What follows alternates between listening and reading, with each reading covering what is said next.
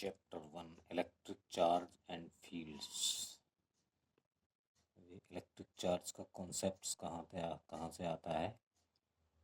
अपनी लाइफ में बहुत सारे एग्जांपल देखते हैं, जैसे क्या है, टेकिंग ऑफ सिंथेटिक क्लोथ्स और स्वेटर का अपने मतलब कपड़े उतारते हैं और स्वेटर वगैरह उतारते हैं तो एक स्पार्क हमें दिखता है। Lightning of in the sky during thunder storm के दौरान बिजली का चमकना आकाश में, या ग्लास रॉड को सिल्क से रगड़ने पर वो चार्ज हो जाती है, और एबोनाइट की छड़ कैट्स फर से रगड़ने पर चार्ज हो जाती है। इंसुलेटेड सरफेस है ये। या कार के दरवाजे को खोलने पर कभी कभी इलेक्ट्रिक शॉक लगता है। ये सारी की सारी जो फिनोमेना होती हैं ये किसके थ्रू होती हैं, किसके ड्यू टू होती हैं? Electric discharge through our body, यानी कि इनके द्वारा, हमारी बॉडी के द्वारा इलेक्ट्रिक डिस्चार्ज होता है। या इसे दूसरी तरीके से कह सकते हैं कि जनरेशन ऑफ इलेक्ट्रिसिटी और इलेक्ट्रोस्टैटिक्स। स्टैटिक इलेक्ट्रिसिटी यानी कि ऐसी इलेक्ट्रिसिटी जो मूव नहीं करती, इसे इलेक्ट्रोस्टैटिक्स भी कहते हैं। इलेक्ट्रोस्टैटिक्स क्या है? इसमें इलेक्ट्रोस्टैटिक्स में फोर्सेस, फील्ड्स, पोटेंशियल्स जो स्टैटिक चार्जेस से अराइज होते हैं, पैदा होते हैं, उनकी स्टडी की जाती है। अब बात करते हैं इलेक्ट्रिक चार्ज की। इलेक्ट्रिक चार्ज क्या है? It is the fundamental property of matter due to which it exerts an electrostatic force. Attraction का भी हो सकता है, रिपल्सन का भी हो सकता है, ऑन अनदर बॉडी। यानी कि ये मैटर का मूल प्रॉपर्टी है जिसके द्वारा यह दूसरी वस्तुओं पर इलेक्ट्रोस्टैटिक फोर्स लगाता है। इसका ये स्केलर क्वांटिटी है, बट मास भी स्केलर क्वांटिटी है। बस इसमें मास में और इसमें डिफरेंस है कि मास मास पॉजिटिव और नेगेटिव नहीं होता है, हमेशा पॉजिटिव होता है, जबकि स्केलर चार्ज जो है वो हमेशा माइनस भी हो सकता है, प्लस भी हो सकता है। एसआई यूनिट क्या है चार्ज की? कूलाम। और रिप्रेजेंट करते हैं इसको स्मॉल क्यू या कैपिटल क्यू से। अब टाइप्स ऑफ चार्ज, कितने प्रकार के चार्ज होते हैं, इनको हम एग्जाम्पल्स के द्वारा समझेंगे। देखिए, जब ग्लास रॉड को सिल्क से रगड़ा जाता है और दूसरी दो ग्लास रॉड्स को रगड़ा जाता है तो वे दोनों ग्लास रॉड्स एक दूसरे को रिपेल करती हैं, और जबकि एक ग्लास रॉड सिल्क को अट्रैक्ट करती है, सिल्क को रिपेल करती है। इसी प्रकार एबोनाइट की जो रॉड होती है उसको कैट्स फर से रब करने पर दोनों अट्रैक्ट करती हैं, और दोनों अगर दो रॉड ली जाएं तो वे दोनों एक दूसरे को रिपेल करती हैं। इसमें क्या क्या है कि दो ग्लास रॉड जब सिल्क से रगड़ी गई तो उनमें सेम चार्ज पैदा हुआ और सिल्क में अलग चार्ज पैदा हुआ। और इसी तरह से हम जब एक ग्लास रॉड और सिल्क रॉड को आपस में लेते हैं, एक दूसरे के पास लाते हैं, तो ये अट्रैक्ट करती हैं, अट्रैक्ट। तो इससे हमें ये पता लगता है कि चार्ज जो है वो दो प्रकार का होता है, दो टाइप का होता है, जिसे कहते हैं पॉजिटिव चार्ज और नेगेटिव चार्ज। इसका कारण, इसका कॉज क्या है चार्ज का? तो हम अच्छी तरह से जानते हैं कि मैटर जो है छोटे छोटे पार्टिकल्स से मिलकर बना होता है, जिन्हें एटम्स कहते हैं। एटम्स के अंदर न्यूट्रॉन, प्रोटॉन और इलेक्ट्रॉन होते हैं। न्यूट्रॉन प्रोटॉन न्यूक्लियस में रहते हैं जो पॉजिटिवली चार्ज होता है, और इलेक्ट्रॉन जो मूव करते हैं, फ्री टू मूव होते हैं।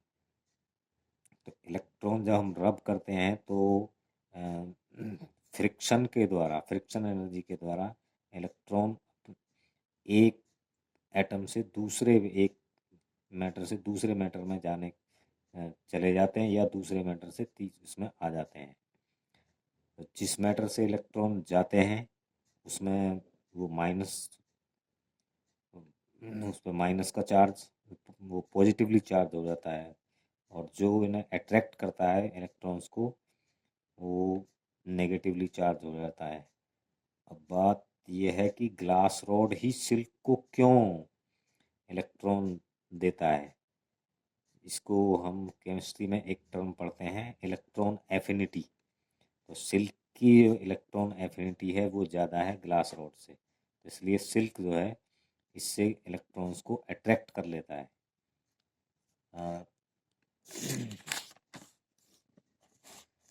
जैसे क्या है,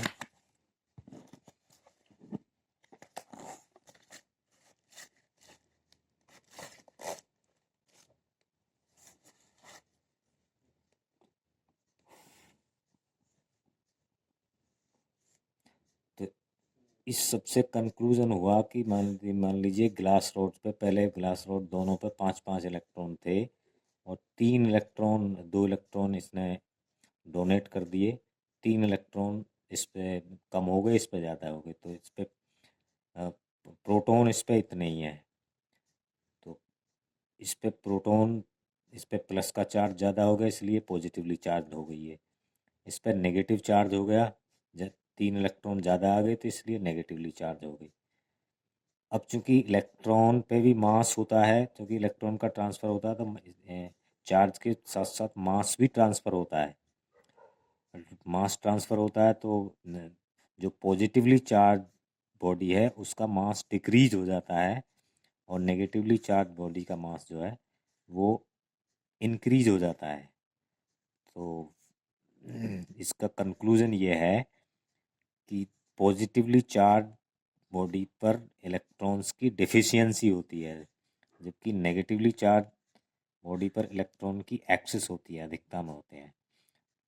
अब इस चार्ज को डिटेक्ट कैसे किया जाता है, तो इसका एक एपरेटस है, गोल्ड लीफ इलेक्ट्रोस्कोप। तो इसमें एक ग्लास विंडो होती है, बॉक्स होता है ग्लास का, जिसमें एक होल होता है, इसमें रबड़ लगी होती है, उसमें से एक मेटल रॉड, और यहाँ एक के इस बॉक्स के अंदर गोल्ड लीव्स लगी होती हैं मेटल रॉड पर, और इस पर मेटल नॉब होती है।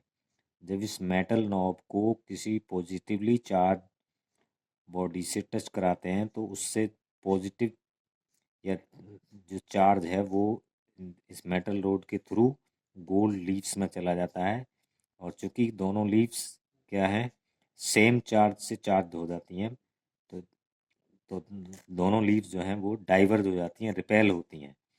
तो जितना डाइवर्जेंस ज़्यादा होता है उतना ही चार्ज ज़्यादा होता है, यानी कि डाइवर्जेंस की जो क्वांटिटी, अगर डाइवर्जेंस बढ़ेगा तो चार्ज की क्वांटिटी को बताता है। फिर पोलरिटी ऑफ चार्ज है, पोलरिटी ऑफ चार्ज क्या है, the property which differentiate the two kinds of charges is called polarity of charge, यानी कि वो प्रॉपर्टी जो दोनों चार्ज को डिफरेंशिएट करती है, दोनों चार्ज में अंतर पैदा करती है, उसको कहते हैं पोलरिटी ऑफ चार्ज। इसके बाद बेसिक प्रॉपर्टी हैं इसकी। बेसिक प्रॉपर्टी है, सबसे पहली प्रॉपर्टी है like charges repel while unlike charges attract, यानी कि प्लस प्लस के चार्ज अगर हैं तो एक दूसरे को रिपेल करेंगे, और माइनस माइनस के हैं तो भी रिपेल करेंगे। अगर अपोजिट चार्जेस हैं, एक प्लस का है एक माइनस का है, तो वे अट्रैक्ट करेंगे। बट एक तीसरी प्रॉपर्टी और है कि कोई भी चार्ज है किसी न्यूट्रल बॉडी को भी अट्रैक्ट करेगा, पॉजिटिव चार्ज भी हो चाहे नेगेटिव चार्ज है, अगर कोई दूसरी बॉडी न्यूट्रल है तो ये एक मतलब इम्पोर्टेंट प्रॉपर्टी है। एक एक बॉडी चार्ज है, दूसरी बॉडी मतलब न्यूट्रल है, कोई चार्ज नहीं है, तो उनमें भी अट्रैक्शन होगा। जबकि रिपल्सन के में कंडीशन ये है कि दोनों सेम चार्ज होनी चाहिए। तो जो चार्ज का तो रियल टेस्ट चार्ज जो है वो क्या है, रिपल्सन। रिपल्सन से पता लगता है कि दोनों ही बॉडी चार्ज हैं, जबकि अट्रैक्शन से हमें ये पता कंफर्म नहीं है कि दोनों बॉडी चार्ज हैं या नहीं, क्योंकि एक भी चार्ज है और एक चार्ज नहीं है तो वो दूसरी को चार्ज कर लेती है, अट्रैक्ट कर लेती है। क्योंकि दूसरी बॉडी भी पे भी चार्ज होता है बट न्यूट्रल होती है, प्लस और माइनस का चार्ज उस पर दोनों बराबर होते हैं। तो जो जो साइड उसकी दूसरी बॉडी की तरफ होती है उस पर अपोजिट चार्ज को वो अट्रैक्ट करता है, और जो दूसरे नंबर का दूसरा प्रकार का चार्ज है वो दूसरी तरफ चला जाता है। तो दोनों के बीच कम डिस्टेंस से वो अट्रैक्ट कर लेती है। तो दूसरी प्रॉपर्टी है चार्ज इज इनवेरिएंट, यानी कि चार्ज बदलता नहीं है चाहे कितनी, जबकि मास जो है, मास जो अगर इसकी वेलोसिटी बहुत ज़्यादा है तो वेलोसिटी के साथ साथ मास जो है बदलता भी है, चार्ज नहीं बदलता है। तो चार्ज चाहे कितनी भी उससे मूव करे, गति से मूव करे, तो ये बदलता है। फिर तीसरी प्रॉपर्टी है इसकी additivity of charges. The total charge of A system is the algebraic sum of all charges associated with that system, यानी कि एक सिस्टम में जितने भी चार्ज हैं उन सबका एल्जेब्रिक सम उस सिस्टम का टोटल चार्ज होगा। मान लीजिए उस पर 3 चार्ज हैं, Q3, Q1, Q2, Q3, तो उसका टोटल चार्ज जो होगा वो प्लस Q1, Q2, Q3। और मान लीजिए एग्जाम्पल के लिए Q1 क्या है, 2 coulomb, Q2 -5 coulomb, Q3 3 coulomb है। तो टोटल इनका हुआ +2 -5 +3 और -2 और 2 5, ये 0 हो जाएगा टोटल चार्ज सिस्टम का। तो charge is conserved, charge is conserved का मतलब charge total charge of an isolated system is always conserved, यानी कि चार्ज ना तो चार्ज को हम पैदा कर सकते हैं ना ही नष्ट कर सकते हैं। इसका हम जब दो आइसोलेट इंसुलेटेड बॉडीज को रब करते हैं तो उससे भी हम समझ सकते हैं इसे। कि जैसे क्या है, ग्लास रोड को सिल्क से रब किया जाता है तो ग्लास रोड से कुछ इलेक्ट्रॉन्स उसमें आ जाते हैं, जबकि नया कोई चार्ज नहीं, ग्लास रोड पे माइनस का चार्ज कम हुआ है और उस पर माइनस का चार्ज बढ़ा है, तो टोटल चार्ज जो हुआ उनका सेम है। इसमें चार्ज का ट्रांसफ़र हुआ है, बल्कि इसमें ना कोई नया चार्ज पैदा हुआ है ना ही कुछ नष्ट हुआ है। तो this it means charge either neither created not destroyed. Quantization of charge क्या है, quantization means the total charge on a body is always integral multiple of basic unit of charge e. E क्या है, एक electron का charge है, basic unit है, charge की basic unit है। किसी भी बॉडी पर जो टोटल चार्ज होता है वो इसके इंटीग्रल मल्टीपल में होता है, यानी कि या तो ई होगा या 2E होगा या 3E होगा या 4E होगा। ऐसा नहीं हो सकता कि आधा इलेक्ट्रॉन ट्रांसफ़र करेगा या 1.5 इलेक्ट्रॉन ट्रांसफ़र करेगा या 3.5 करेंगे, यानी कि या तो 1 करेगा या 2 करेगा या 4 करेंगे, 3 करेंगे, इंटीग्रल मल्टीपल में करेगा। तो इसलिए इसका जो जनरल फार्मूला है Q is equal two plus minus E. Plus minus क्यों लेते हैं, plus minus NE, sorry. Plus का मतलब जब है पॉजिटिव चार्ज के लिए प्लस और नेगेटिव चार्ज के लिए माइनस लेते हैं, जहाँ n की वैल्यू क्या है, 0। अगर n 0 है तो कोई चार्ज नहीं, न्यूट्रल होगी। 1 है तो फिर E के इक्वल चार्ज होगा, 2 है तो 2E, 3 है तो 3, बाकी n इलेक्ट्रॉन है तो NE। और इसमें आगे क्या है, इलेक्ट्रॉन पर माइनस का 1.6 इंटू 10⁻⁻19 कूलाम चार्ज, प्रोटॉन पर 1.6 इंटू 10⁻⁻19 कूलाम। अब 1 कूलाम चार्ज में नंबर ऑफ इलेक्ट्रॉन्स कैसे निकालेंगे, तो इसका सीधा सा फार्मूला है Q is equal to NE।